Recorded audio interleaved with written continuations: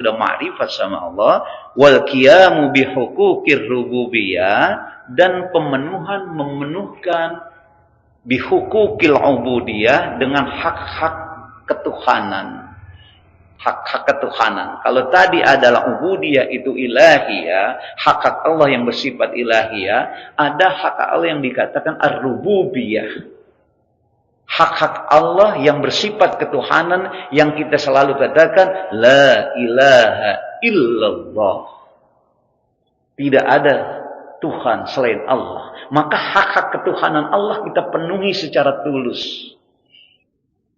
Bukan karena Allah tulus selama ini kepada kita, tidak punya, tidak minta kita setiap bulan diambil kita apa yang kita peroleh, nikmati dari rezeki-rezekinya, ya, dari nikmat-nikmatnya, bahkan dari oksigen yang kita hisap sampai hari ini tidak pernah bayar kita. Kesehatan yang barangkali kita diberikan oleh Allah sampai hari ini, ya, sehat. Ternyata begitu sakit, begitu mahal kesehatan itu. Masuk ICU kita, ya, begitu mahal itu oksigen kita bayar 1 jam. 1 tabung aja udah jutaan itu. Tapi kita gratis sampai. Begitu Allah sayang sama kita, diturunin hujan, kemudian turun airnya ke bumi, bumi melahirkan, kemudian terserap oleh akar-akar pohon-pohon berbuah, buah kita nikmati. Semuanya gratis dari Allah Subhanahu wa taala. Gitu ya. Apalagi kalau kita berbicara lebih detail tentang nikmat Allah, mata ini, ya. Andai kata kita tidak bisa melihat, kita bisa bayangkan. Jangankan pergi masjid, pulangnya aja kesasar kita. Ya. Lisan ini saya selalu bicara, kita selalu bicara, nggak pernah ini kayak dulu tape recorder.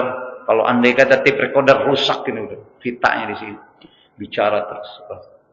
Pendengaran ini bagus, kita bisa itu dari siapa? Lidah ini, ya, yang bisa membedakan manis, pahit, asam dan seterusnya, di mana itu? Nikmat Allah. Makanya Allah katakan dalam surat Ar-Rahman 29 kali Allah ulang-ulang, fa bi ayyi ala'i rabbikuma tukadziba. Nikmat mana lagi yang kita dustakan kalau kita enggak mau bersolat, enggak mau ibadah. Jadi artinya yang diharapkan oleh Allah Subhanahu wa taala kepada kita sekalian, ya, yang orang-orang yang sudah bijaksana, orang arif itu adalah apa? Yang kedua, al-qiyamu bi huquqir rububiyah. Bahwa kita melakukan satu ibadah itu adalah dalam pemenuhan, dalam rangka pemenuhan hak Allah sebagai Tuhan kita. Kalau kita menyatakan la ilaha illallah, penuhi itu hak Allah.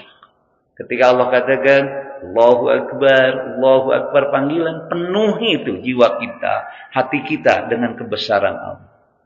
Tapi kalau dipanggil Allahu Akbar, yang hakikatnya itu bukan panggilan muazin, tapi panggilan Allah. Kita masih melakukan aktivitas yang lain, berarti pada saat itu kita mengatakan Allah itu tidak besar, kecil di mata kita, di hati kita. Kalau Allah kecil di mata kita, berarti ada yang besar, yang lain. Siapa itu? Yang lain Allah. Maka besarkan Allah bukan hanya dari panggilan. Ketika panggilan itu ada, besarkan di hati. Maka langkahnya, aktivitasnya selalu kita melangkah untuk membesarkan Allah. Jadi orang-orang yang selalu sholat, berjamaah, ada panggilan datang, itu pada hakikatnya orang-orang yang Allah sudah besar pada dirinya. Itu harapannya. Jadi sekali lagi, ya, pasal ini menjelaskan yang diinginkan Allah kepada kita adalah satu, tulus dalam melaksanakan ibadah. Ya. Yang kedua adalah pemenuhan kepada hak-hak Allah yang bertuhan kita. Kita sudah berikrar, alhamdulillahi rabbil alamin. Segala puji bagi Allah, Rabbnya, rububiyahnya dia, Tuhan semesta alam. Jadi kalau kita mengaku tidak ada Tuhan selain Allah, maka penuhi hak-hak Allah sebagai Tuhan kita. Apa yang Allah perintahkan, laksanakan saja. Nggak usah tanya-tanya dan nggak usah protes. Kenapa subuh 2, kenapa maghrib 3, nggak usah protes, lakukan saja. Karena itu ibadah mahdoh, asal daripada ibadah al-ittiba, mengikuti apa yang dilakukan oleh Rasulullah Sallallahu Alaihi Wasallam. Kalau ini sudah kita lakukan, maka akan terwujud rojanya. Apa rojanya? Kul in kuntum tuhibbunallah, apa? Kul in kuntum tuhibbunallah fattabi'uni, ya. Kalau engkau merasa menuhankan Tuhan, mencintai Allah, menuhankan Allah, maka caranya mengikuti Rasul. Apa efek selanjutnya, efek positifnya? Fattabi'uni yuhibbukum wa yaghfir lakum dzunubakum. Maka Allah akan cintai kamu dan Allah akan ampuni seluruh kesalahan-kesalahan kamu. Kita akan menjadi orang-orang yang bukan pecinta tapi dicintai oleh Allah Subhanahu wa taala. Mudah-mudahan kita ke kategori yang demikian ini. Amin ya rabbal alamin. Satu pasal lagi.